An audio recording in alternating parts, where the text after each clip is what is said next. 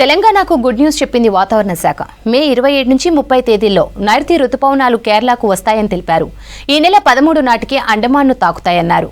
రానున్న 4 రోజుల్లో రాష్ట్రంలో తేలికపాటి నుంచి మోస్తరు వర్షాలతో పాటు ఉరుములు, మెరుపులు, ఈదురు గాలులతో వర్షాలు కురిసే ఛాన్స్ ఉందన్నారు.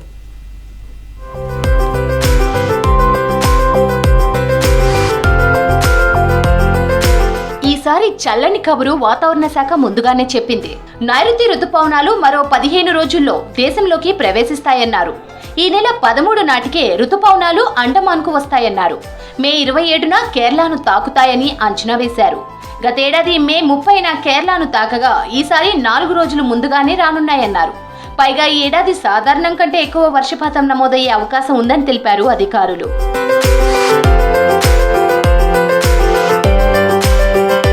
సాధారణంగా జూన్ 1 నాటికి రుతుపవనాలు కేరళలోకి ప్రవేశించడంతో జూలై 8 నాటికి దేశమంతా విస్తరించాయి. మళ్లీ వాయువ్య భారతం నుంచి సెప్టెంబర్ 17తో రుతుపవనాల ఉపసంహరణ మొదలై అక్టోబర్ 15 నాటికి ముగుస్తోంది. సాధారణం కంటే తక్కువగా వర్షపాతం కురిసే ఎల్నినో పరిస్థితులు లేవని తెలిపింది ఐఎండీ. ఐఓడీ న్యూట్రల్ గా ఉండడంతో దీర్ఘకాలిక సగటు 87 సెంటీమీటర్లు ఉండగా 105% వర్షపాతం నమోదవుతుందని అంచనా వేశారు అధికారులు. ఉత్తర దక్షిణ ద్రోణి అనేది కొద్దిగా ఇంటీరియర్ కర్ణాటక మీదుగా కొనసాగుతూ ఉంది. దీని యొక్క ప్రభావం వల్ల, అంతేకాకుండా రేపు కొద్దిగా ద్రోణి ప్రభావం ఎల్లుండి నుంచి పెరిగే అవకాశం ఉంది. దీని ప్రభావం వల్ల ఏంటంటే వచ్చే 3 రోజులకు కూడా అడపదడప అక్కడక్కడ ఉరుములు, మెరుపులతో కూడిన వర్షపాతం నమోదే అవకాశం ఉంది. అలాగే ఈదురుగాలులు గంటకు 30 నుంచి 40 కిలోమీటర్ల వేగంతో, అక్కడక్కడ 40 నుంచి 50 కిలోమీటర్ల వేగంతో కూడా వీచే అవకాశం అయితే కనిపిస్తుంది. అలాగే ఉష్ణోగ్రతలు కూడా చూసుకున్నట్లయితే మనకి రాష్ట్రం మొత్తం మీద సగటుగా 41.7 డిగ్రీలు అత్యధికంగా మనకి మెదక్లో నమోదవడం జరిగింది పగటిపూట ఉష్ణోగ్రతలు. అలాగే రాత్రిపూట ఉష్ణోగ్రతలు కూడా మనకి 26 నుంచి 27 డిగ్రీల మేర ఉష్ణోగ్రతలు నమోదవుతూ వస్తున్నాయి.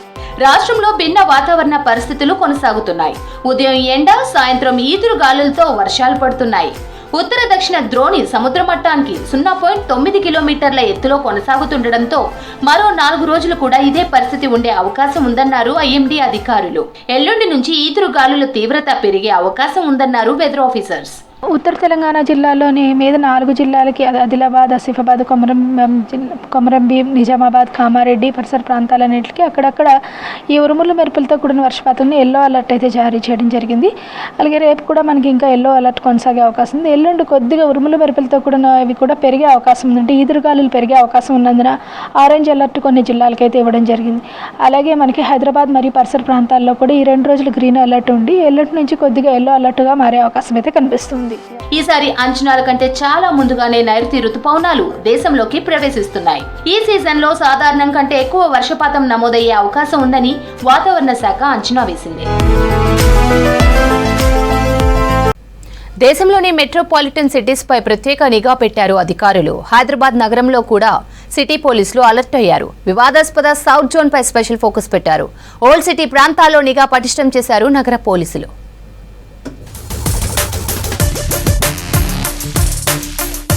ఆపరేషన్ సింధూర్ తర్వాత దేశంలోని అన్ని రాష్ట్రాల అధికారులు అప్రమత్తంగా ఉండాలని కేంద్రం ఆదేశించింది.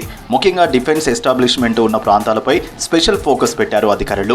హైదరాబాద్లో డిఫెన్స్ సంస్థలు ఉన్న ఏరియాలతో పాటు ఓల్డ్ సిటీపై గట్టి నిఘా పెట్టారు. దేశంలో ఎక్కడ ఉగ్ర కార్యకలాపాలు, ఉగ్ర దాడులు జరిగినా హైదరాబాద్లో మూలాలు ఉండడం చూస్తూ ఉంటాం. ఇతర దేశాల నుంచి వచ్చి కొందరు ఉగ్ర కార్యకలాపాలకు పాల్పడుతున్నారని గతంలోనే పోలీసులు గుర్తించారు. దీంతో సమస్యాత్మక ప్రాంతాలపై నిఘా పెంచారు అధికారులు.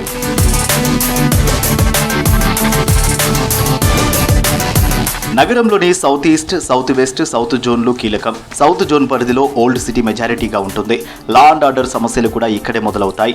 ఆపరేషన్ సింధూర్ తర్వాత నగర పోలీసులు ఓల్డ్ సిటీపై స్పెషల్ ఫోకస్ పెట్టారు. సాధారణ రోజుల కంటే 24 గంటల గస్తీ, పెట్రోలింగ్ చేస్తున్నారు పోలీసులు. గతంలో కమ్యూనల్ కేసుల్లో ఉన్న వారిపై నిఘా పెంచారు.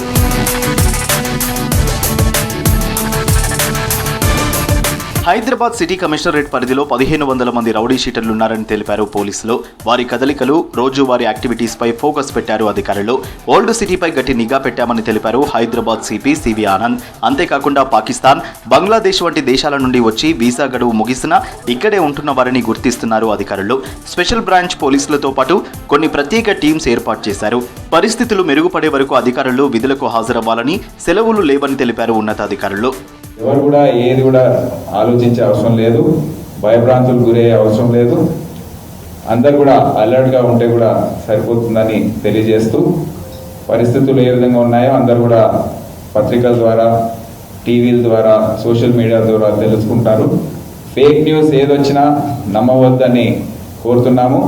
ఫేక్ న్యూస్ కంట్రోల్ చేయడానికి కూడా మేము అన్ని విధాలుగా చర్యలు తీసుకుంటున్నాం. కానీ ఎవరు కూడా అబద్ధాలు, తప్పుడు వార్తలు నమ్మవద్దని, ఏదైనా ఉన్నా 100-112కి ఫోన్ చేసి కనుక్కొని, ఇంకే సహాయం కావాలన్నా డయల్ 112 చేసి ప్రభుత్వం ద్వారా సహాయం తీసుకోవాలని తెలియజేస్తూ, ఓవైపు హైదరాబాద్లో మిస్ వరల్డ్ పోటీలు, పర్యాటక కేంద్రాలు, డిఫెన్స్ సంస్థలు, ఫారెన్ ఎంబసీ సెంటర్లతో పాటు ఓల్డ్ సిటీపై స్పెషల్ ఫోకస్తో సెక్యూరిటీ టైట్ చేశారు పోలీసులు. కేంద్ర బలగాలతో సమన్వయం చేసుకుంటున్నారు రాష్ట్ర పోలీసులు. నగరంలో ఎలాంటి అవాంఛనీయ ఘటనలు జరగకుండా ముందస్తు చర్యలు తీసుకుంటోంది ప్రభుత్వం. తెలంగాణ ఎబ్సెట్ ఫలితాల్లో తమ విద్యార్థులు అద్భుతమైన విజయాన్ని సాధించారన్నారు నారాయణ డైరెక్టర్లు Sindhu, Sharani. Engineering, agri, pharmacy విభాగాల్లో స్టేట్ ఫస్ట్ ర్యాంకులను సాధించారన్నారు. 10 ర్యాంకుల్లో 5, 100లో 54 ర్యాంకులు Narayana విద్యార్థులకే దక్కాయన్నారు.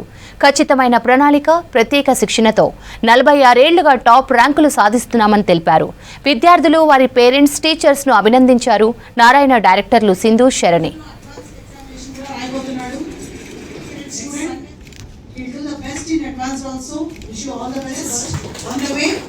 Prata 8th rank, 9th rank,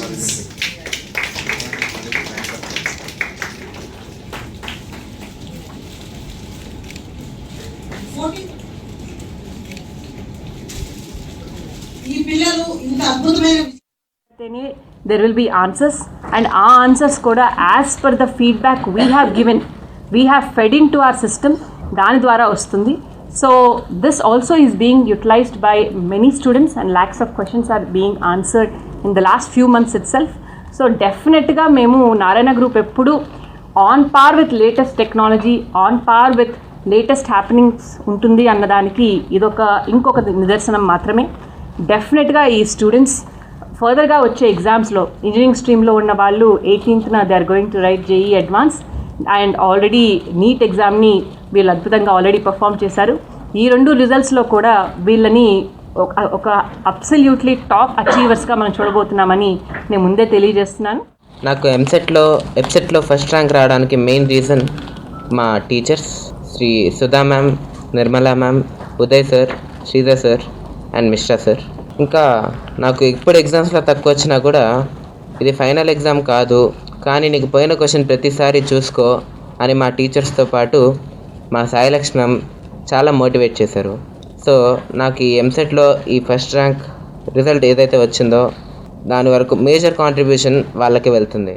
My main aim is JEE Advanced. I wrote MSET just as a practice test without any preparation. My main source of motivation during the journey was especially my teachers, who constantly kept me motivated during the journey. There were few topics in which I was weak. They made special SATs for me so that I can improve those topics. And as a whole, I want to thank the Narayana system, management, teachers and peer group also for this success. I wrote MSET just as a practice test, and I did not prepare anything specially for it. My main aim is JEE Advanced. Yeah, I would like to dedicate this rank to all of my teachers and my parents and the management. Goal is to get a good rank in JEE Advanced, and I've written MSET as a practice test, and first rank was slightly unexpected for me because I was very happy after getting first rank in MSET. Weak subject is chemistry, and I had to work a lot on chemistry, and my teachers helped me, and because of my teachers who kept motivating me whenever I faced setbacks, I realized where I was doing wrong, and మొన్నటి వరకు కీలకమైన అధికారులను బదిలీ చేసిన రాష్ట్ర సర్కార్ ఆయా శాఖల వారీగా సమీక్షలపై ఫోకస్ పెట్టింది. కాంగ్రెస్ అధికారంలోకి వచ్చినప్పటి నుంచి ఇప్పటి వరకు అయిన పనులేంటి, పెండింగ్లో ఉన్న అంశాలేంటి అనే దానిపై సమీక్షలపై ఫోకస్ పెట్టారు సీఎం రేవంత్ రెడ్డి. ఇక నుంచి ఏం చేయబోతున్నారు, ఆయా శాఖల వారీగా ఇకపై చేయాల్సిన వాటిపై అధికారుల వద్ద ఉన్న ప్రణాళికలేంటి అనే దానిపై ఆరా తీయనున్నారు సీఎం. ప్రభుత్వ సంక్షేమ పథకాల అమలుపై మరింత ఫోకస్ పెంచారు సీఎం రేవంత్ రెడ్డి. ఇప్పటి వరకు ఎంతమంది లబ్ధిదారులకు అందాయి, రాష్ట్రంలో అమలవుతున్న పథకాలకు సంబంధించి అప్డేట్స్పై శాఖల వారీగా సమీక్షలు చేసేందుకు రెడీ అవుతున్నారు సీఎం రేవంత్ రెడ్డి. వివిధ శాఖల్లో జరగాల్సిన అభివృద్ధిపై ప్రత్యేక దృష్టి పెట్టిన సీఎం రేవంత్ ఇక నుంచి పనుల్లో మరింత స్పీడ్ పెంచాలని నిర్ణయించారు. ఇప్పటి వరకు అమలు చేస్తున్న పథకాల విషయంలో ప్రజలు ఏమనుకుంటున్నారు, అమల్లో ఏమైనా ఇబ్బందులున్నాయా, ఉంటే ఎక్కడెక్కడున్నాయి, వాటిని పరిష్కరించాలంటే ఏం చేయాలి, వీటితో పాటు కొత్తగా తీసుకోవాల్సిన నిర్ణయాలపై ఎలా ముందుకు పోవాలి, శాఖల వారీగా ఉన్న ప్రణాళిక ఏంటనే దానిపై ఆరా తీయనున్నారు సీఎం. ఈ మధ్యకాలంలో భారీ స్థాయిలో అధికారుల బదిలీల తర్వాత సీఎంఓలో సైతం అధికారుల మార్పుతో పాటు ఆయా డిపార్ట్మెంట్లలో సైతం మార్పులు చేర్పులు చేశారు. అయితే వీటన్నింటికి సంబంధించి శాఖల సెక్రటరీలు పూర్తి స్థాయి రిపోర్టు రెడీ చేసుకొని అందుబాటులో ఉండాలని శాఖల అధికారులకు ఆదేశాలు జారీ చేసినట్లు తెలుస్తోంది. మొత్తానికి ప్రభుత్వం అమలు చేస్తున్న పథకాలను ప్రజల్లోకి మరింత వేగవంతంగా చేరేలా కసరత్తు మొదలుపెట్టింది సర్కార్. కుంకుమ పువ్వు ధరలు ఆకాశాన్నంటాయి. కశ్మీర్లో పండించే ఈ కుంకుమ పువ్వు ధర గ్రాము ఇప్పుడు భారీగా పెరిగింది. పహల్గామ్ టెర్రర్ అటాక్తో సాఫ్రాన్ రవాణా తాత్కాలికంగా నిలిచింది. బిర్యానీ, స్వీట్లు, పాయసం తయారీలో ఎక్కువగా వాడే ఈ కుంకుమ పువ్వు రవాణా ఆగడంతో ఆయా వంటకాలపై ఎఫెక్ట్ పడే ఛాన్స్ ఉంది.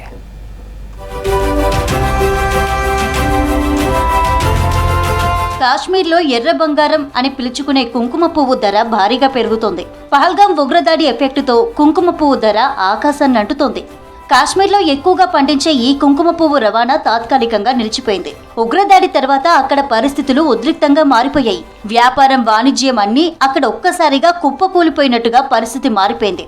అందులో భాగంగానే కుంకుమ పువ్వు సరఫరాలో అంతరాయం ఏర్పడింది. ఫలితంగా ధరలు చుక్కలను అంటుతున్నాయి.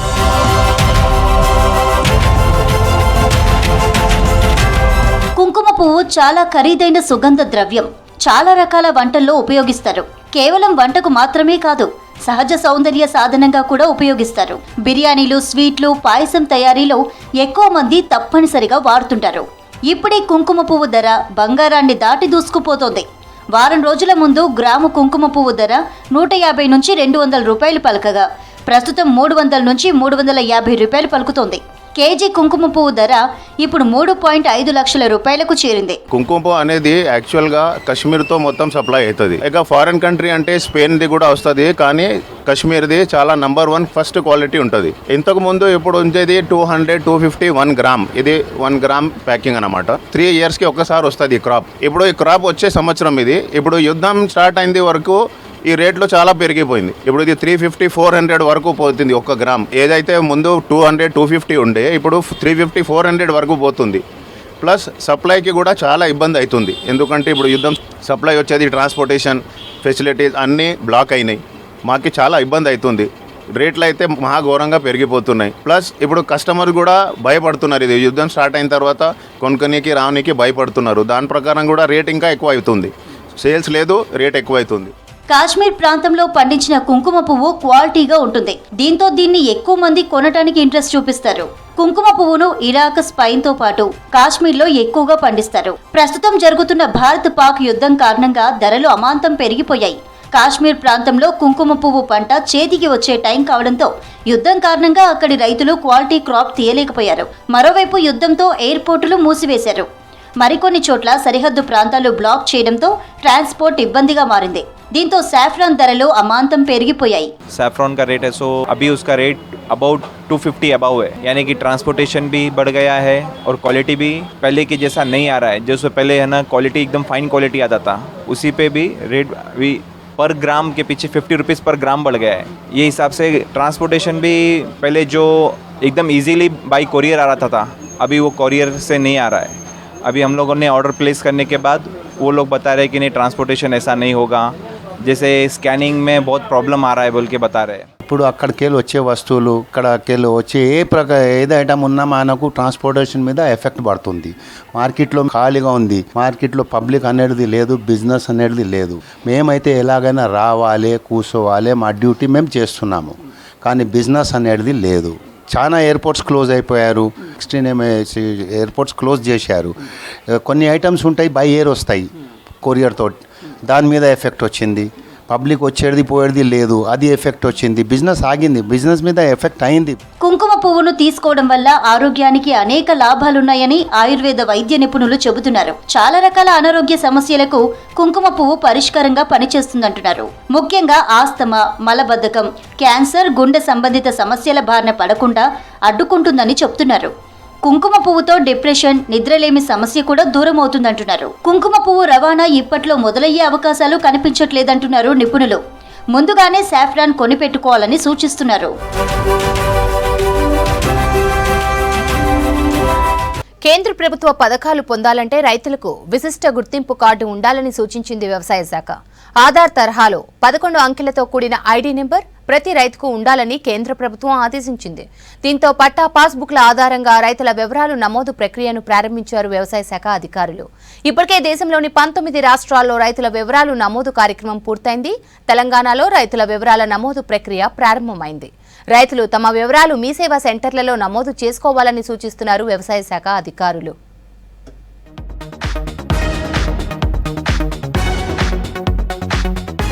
పీఎం కిసాన్ పంటల బీమా పండ్లు, కూరగాయలు, పట్టు పెంపకందారులకు 60% రాయితీలను అందిస్తుంది కేంద్ర ప్రభుత్వం. వీటితో పాటు మరికొన్ని పథకాలు తీసుకొచ్చేందుకు ప్రణాళికలు రచిస్తుంది. అయితే కొత్తగా ప్రవేశపెట్టిన విశిష్ట గుర్తింపు కార్డు ఉంటేనే రైతులకు పథకాలు అందుతాయని కేంద్ర ప్రభుత్వం తెలిపింది. ఇప్పటి వరకు రైతుల గణాంకాలు, ధృవీకరణాలు, నమోదు వివరాలు లేకపోవడంతో అనేక మంది పథకాలు అందటం లేదని గుర్తించింది కేంద్రం. ప్రస్తుతం రాష్ట్రంలోని భూములు, పంటల వివరాలు మాత్రమే కేంద్రానికి అందుతున్నాయి. రైతుల వారీగా పంటల వివరాలతో పాటు ఇతరత్ర సమాచారం కేంద్రం వద్ద లేదు. వీటన్నింటికి పరిష్కారంగా విశిష్ట గుర్తింపు సంఖ్యతో వస్తుందని, అందుకే ప్రతి రైతుకు ప్రత్యేక కార్డు జారీ చేయాలని కేంద్రం ప్రభుత్వం నిర్ణయించింది. ఒక సరికొత్త కార్యక్రమం రైతుల కోసం ఏర్పాటు చేయడం జరిగింది. ముఖ్యంగా కేంద్ర ప్రభుత్వ పథకాల అమలుకు పారదర్శకంగా అమలు చేయడానికి రైతులకు 11 అంకెలతో కూడినటువంటి విశిష్ట సంఖ్యను అందజేయడానికి ఈ ఫార్మర్ రిజిస్టర్ అనే కార్యక్రమం వ్యవసాయ శాఖ చేపట్టడం జరిగింది. ముఖ్యంగా రైతులు తమ పట్టాదారు పాస్ పుస్తకం, ఆధార్ కార్డు, అదేవిధంగా ఏదైతే ఆధార్కు సంబంధించిన ఓటీపీ వచ్చే మొబైల్ నంబర్తో ఈ ఫార్మర్ రిజిస్ట్రీ నందు నమోదు చేయించుకున్నట్టయితే వారికి 11 అంకెల విశిష్ట సంఖ్య అనేది అందజేయబడుతుంది. ఫార్మర్ రిజిస్టర్ యాప్ వచ్చింది. దాని ప్రకారం ప్రతి రైతు యొక్క డేటాని ఆధార్ బేస్ చేసుకుంటా వాళ్ళకు ఆన్లైన్ చేయడం జరుగుతుంది. స్కీమ్లు, సెంట్రల్ గవర్నమెంట్ స్కీమ్స్ ఏవైతే ఉంటాయో దానికి యొక్క రిజిస్ట్రేషన్ చాలా అవసరం. కేంద్ర ప్రభుత్వం ప్రతిష్టాత్మకంగా తీసుకొని రైతు రిజిస్ట్రేషన్ కానీ ఒక యూనిట్ నెంబర్ 14 అంకెల యూనిట్ నెంబర్తో ఒక ఫార్మర్కు రిజిస్టర్ కోడ్ ఇస్తుంది. దానివల్ల మనకు కేంద్ర ప్రభుత్వం నుంచి వచ్చే రైతుకు లబ్ధి పొందే ప్రతి పథకం నేరుగా రైతుకు రావడం, అదే రైతు అకౌంట్లో పడడం చాలా గర్వకారణం. ప్రతి రైతుకు ఆధార తరహాలో 11 అంకెలతో విశిష్ట గుర్తింపు కార్డులు ఇవ్వనుంది కేంద్రం. రైతుల వివరాల నమోదును మొదలుపెట్టింది వ్యవసాయ శాఖ. అగ్రికల్చర్ ఆఫీసులో రైతుల వివరాలు నమోదు చేసేందుకు అవకాశం కల్పించారు. నెల రోజుల తరువాత మీ సేవా కేంద్రాల్లో ఎంటర్ చేసుకునేందుకు వెసులుబాటు కల్పించారు. ఆధార్ సంఖ్యతో అనుసంధానమైన పట్టాదార్ పాస్ పుస్తకంలోని భూ యాజమాన్య వివరాల నమోదు ఆధారంగా రైతుకు గుర్తింపు కార్డు ఇస్తారు. ఈ నెంబరును కేంద్ర ప్రభుత్వ పథకాల అమలుకు అనుసంధానం చేస్తామని తెలిపారు వ్యవసాయ అధికారులు. గుర్తింపు కార్డు కోసము రిజిస్ట్రేషన్లు స్టార్ట్ అయినాయి. రైతులందరూ రైతు వేదికకు వచ్చి మీ పట్టాదారు పాస్బుక్, ఆధార్ కార్డు లింక్ ఉన్న ఫోన్ నెంబర్ తీసుకొని వచ్చి రిజిస్ట్రేషన్ చేయించుకోగలరు. దీనివల్ల మనకి అన్ని రకాల ఉపయోగాలు ఉంటాయి. కేంద్ర ప్రభుత్వ పథకాలు, రాష్ట్ర ప్రభుత్వాలన్నీ ఇచ్చే ఐడి మీద డిపెండ్ అయి ఉంటాయి. ఇప్పటికే దేశంలోని 19 రాష్ట్రాల్లో విశిష్ట గుర్తింపు కార్డు కోసం నమోదు ప్రక్రియ పూర్తి చేసి కేంద్రానికి వివరాలు అందించాయి. కొన్ని కారణాలతో తెలంగాణలో ఈ ప్రక్రియ వాయిదా పడ్డది. ప్రస్తుతం రేవంత్ ప్రభుత్వం అగ్రిస్టాక్ తెలంగాణ ఫార్మర్ రిజిస్ట్రీ పేరుతో అమలు చేయాలని నిర్ణయించింది. నెల రోజుల క్రితం మండల వ్యవసాయ అధికారులు, వ్యవసాయ విస్తరణ అధికారులకు రైతుల వివరాల నమోదు ప్రక్రియపై శిక్షణ ఇచ్చింది. పీఎం కిసాన్ పథకంలో రైతులకు ఇచ్చే 2,000 రూపాయలను విశిష్ట కార్డుల ఆధారంగానే కేంద్రం ఇస్తుందని తెలిపారు వ్యవసాయ రైతు సంక్షేమ కమిషన్ మెంబర్. కేంద్ర ప్రభుత్వం చేపట్టిన ఈ ఫార్మర్ ఐడిని రాష్ట్ర ప్రభుత్వం కూడా దానికి తోడ్పాటు అందిస్తూ అన్నీ కూడా డిజిటైజ్ చేయడం, ఆ రైతుకు సంబంధించిన అన్నీ కూడా డిజిటైజ్ చేసి ఒక రూఫ్ కిందికి తీసుకురావటం అన్నమాట. అంటే ఆల్రెడీ ఇప్పుడు ఆధార్ కార్డు ఉంది, సో దాని నంబర్ ఇస్తూ ఇక్కడ రైతు నేము, తన ఫోన్ నంబరు, ఆధార్ నంబరు, తనకున్న నేల ఎటువంటిది, సాయిల్ ఎర్రనా, తరియా, మెట్టనా, నల్ల రేగడ, ఇట్లా అవన్నీ కూడా డీటెయిల్స్ ఇస్తూ అందులో పండించిన పంటలు కూడా గతంలో ఏం సాగు చేసింది, దానివల్ల ఏమవుతుందంటే ట్యాగింగ్ చేయడం చాలా ఈజీ అవుతుంది. విశిష్ట గుర్తింపు ద్వారా కేంద్ర పథకాలు రైతులకు సక్రమంగా అందుతాయి. అకాల వర్షాలు, ప్రకృతి విపత్తుల సమయంలో ఐడి నెంబర్ నమోదు చేస్తే రైతు పంట సాగు చేసిన వివరాలు తెలుస్తాయి. విపత్తులు సంభవించినప్పుడల్లా వ్యవసాయ శాఖ కార్యాలయం చుట్టూ తిరగవలసిన పని లేదంటున్నారు అధికారులు. రాష్ట్రంలో 70 లక్షలకు పైగా పట్టాదారు పాసులు కలిగిన రైతులుండగా అందులో 31,85,000 మంది పీఎం కిసాన్ పథకానికి అర్హులుగా ఉన్నారని తెలిపారు అధికారులు. ఒకటేంటి, it's a very good thing. Farmer ID అనేది ప్రవేశపెట్టడం చాలా మంచి శుభ పరిణామం. సో కిసాన్ ఇది ఉంది కదా, మన కిసాన్ సమ్మాన్ అది నిధి, తర్వాత ఫసల్ బీమా, తర్వాత హెల్త్ కార్డ్, కేంద్ర ప్రభుత్వం వాటి అన్నిటిని కూడా అది దీనికి కీలకం కాబోతుంది. రైతుల కోసం రాష్ట్ర ప్రభుత్వం అమలు చేసే రైతు భరోసా, రుణమాఫీ వంటి పథకాలకు విశిష్ట కార్డుతో సంబంధం లేదని తెలిపారు.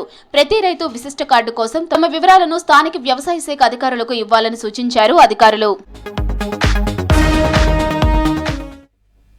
రాష్ట్రంలో వ్యవసాయ విద్యకు డిమాండ్ పెరగడంతో ప్రొఫెసర్ జయశంకర్ తెలంగాణ వ్యవసాయ విశ్వవిద్యాలయం కీలక నిర్ణయం తీసుకుంది.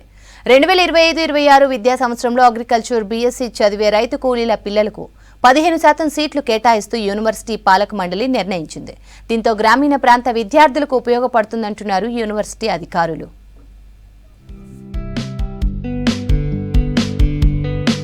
Professor Jayashankar Telangana agriculture university council తీసుకున్న నిర్ణయంతో వ్యవసాయ కూలీల పిల్లలు లబ్ధి పొందనున్నారు. దేశంలోనే తొలిసారిగా 1986లో ఉమ్మడి రాష్ట్రంలో వ్యవసాయ విశ్వవిద్యాలయంలో రైతు కుటుంబాల విద్యార్థులకు 25% రిజర్వేషన్ విధానం మొదలైంది. 3 ఎకరాల వ్యవసాయం భూమి కలిగిన కుటుంబాల పిల్లలకు రిజర్వేషన్లు ఉండగా 2017 నుంచి దాన్ని ఎకరానికి తగ్గించారు. 1 ఎకరం కంటే ఎక్కువ వ్యవసాయ భూమి ఉన్న వారి పిల్లలకు అగ్రి కోర్సుల్లో సీట్లు ఇచ్చేవారు.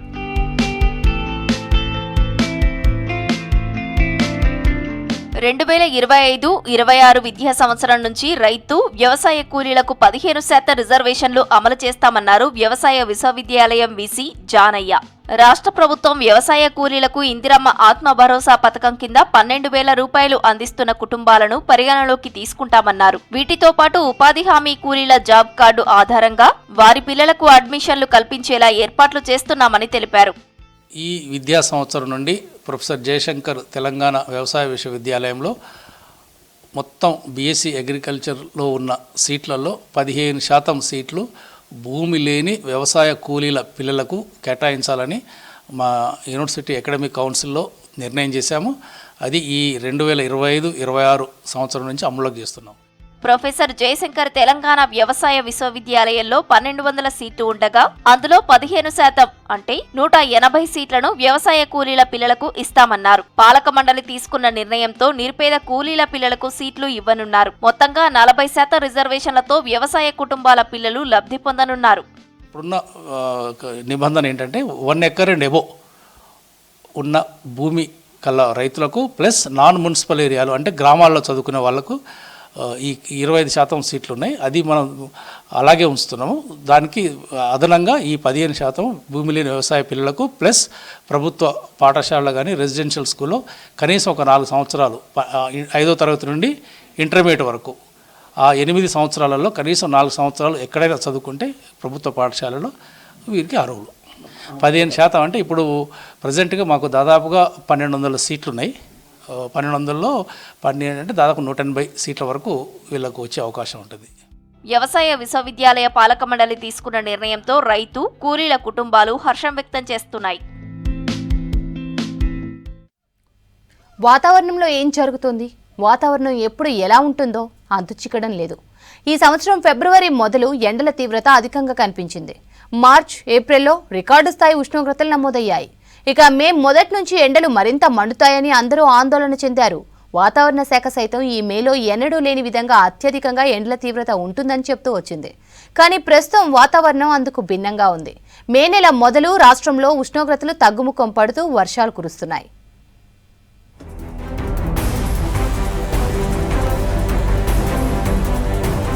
రాష్ట్రంలో ఎన్నడూ లేని విధంగా ఈసారి భిన్న వాతావరణ పరిస్థితులు ఎక్కువగా కనబడుతున్నాయి. ఒకవైపు అధిక ఎండలు, మరోవైపు వర్షాలు కురుస్తూ ప్రజలను అల్లాడిస్తున్నాయి. పైగా పొద్దంతా అత్యంత వేడిగా ఉంటూ రికార్డు స్థాయిలో ఉష్ణోగ్రతలు నమోదవుతున్నాయి. ఫిబ్రవరి నుంచి సూర్యుడు బగ్గుమంటూ ప్రజలకు చుక్కలు చూపిస్తున్నాడు. ఈ ఎండాకాలంలో ఎన్నడూ లేని విధంగా అధికంగా వర్షాలు, వడగండ్ల వానలు, ఈదురుగాలులు వీస్తూ రైతులకు తీవ్ర నష్టాలు మిగిల్చాయి. కానీ ఈ నెలలో మాత్రం అందుకు భిన్నంగా ఉంది.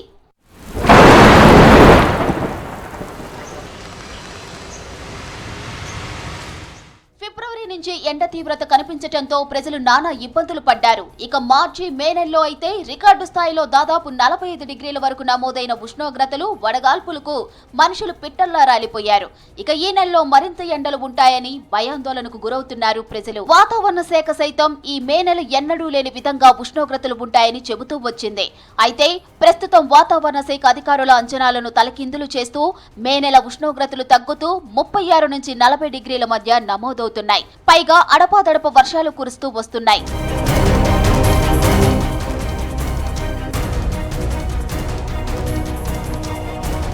దాదాపు బంగాళాఖాతంలో చిన్న చిన్న డిస్టర్బెన్సులు ఏర్పడి ఆవర్తనాలు ద్రోణులుగా మారి వర్షాలు కురుస్తున్నాయి.